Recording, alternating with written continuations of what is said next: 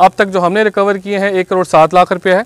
मज़ीद तफ्तीश के बाद हम उम्मीद करते हैं कि मज़ीद 10 लाख भी रिकवर कर लिए जाएंगे। ऐसा है कि हमारा एक अपना तफ्तीश का तरीक़ाकार है, जिसके अंदर सिर्फ बैंक और बैंक के मैनेजर तक हमारी तफ्तीश महदूद नहीं थी, बल्कि इस बैंक के अंदर जितने सिक्योरिटी गार्ड्स मौजूद थे और जो इस सिक्योरिटी गार्ड के सुपरवाइज़र थे उनको भी तफ्तीश में शामिल किया। वो बैंक के गार्ड्स जो कि जिनके पास इंफॉर्मेशन थी या जिनको पता था कि बैंक का डीवीआर कहाँ हो सकता है और इन बैंक को छोड़ के जा चुके थे, उनको भी शामिल तफ्तीश किया गया। और फिर इसके अंदर हमने अपना टेक्निकल डाटा का एनालिसिस किया। उन्हीं बेसिस के ऊपर हमने कंक्लूड किया कि इसके अंदर शायद ये मखदूम इन्वॉल्व हो सकता है, और जब मखदूम को तफ्तीश में शामिल किया गया तो हमारा पूरा केस वर्कआउट हुआ।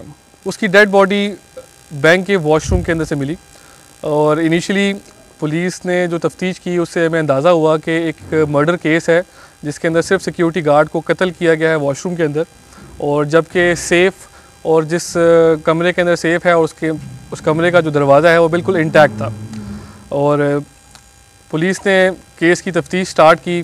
मीनवाइल 1 बजे के करीब बैंक का मैनेजर और कैशियर दोनों बैंक में हाज़िर हुए, और जब उन्होंने सेफ़ को खोला अपनी दोनों की चाबियों से तो मालूम हुआ कि बैंक के सेफ़ से भी 1 करोड़ और 14 लाख रुपया गायब था।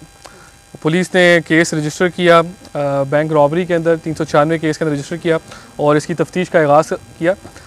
दौरान तफ्तीश हमने ये देखा कि जो बैंक का डीवीआर है, उस डीवीआर को भी, जिससे कैमरे कनेक्टेड होते हैं, उसको भी नामालूम मुल्ज़मान ने सिक्योरिटी गार्ड को कत्ल करने के बाद डीवीआर अपने साथ ले गए। इस केस के अंदर जो है एसपी इन्वेस्टिगेशन की सरबराही में डीएसपी फ़ारूक और एसएचओ नाजिम और तमाम इन्वेस्टिगेशन अफसर ने बेहतरीन तफ्तीश का मुजाहरा किया और विदिन 24 आवर्स केस को वर्कआउट किया। और तफ्तीश के दौरान हमारे सामने एक सबूत मिला जिसके तहत हमें पता चला कि जो सिक्योरिटी गार्ड का जो सुपरवाइज़र है, जिसका नाम मखदूम है और वो बेसिकली पंचपीर का रहने वाला है, वो इस कत्ल के अंदर इन्वॉल्व था। और जिसने एक दिन रात पहले सिक्योरिटी गार्ड से मिल मिलाप तो नहीं किया था, बल्कि सिक्योरिटी गार्ड के साथ बातचीत करके बैंक के अंदर रात को एंटर हुआ और वहाँ पे उसको कत्ल किया। कत्ल करने के बाद उसके पास सेफ़ की डुप्लिकेट चाबीज़ मौजूद थी।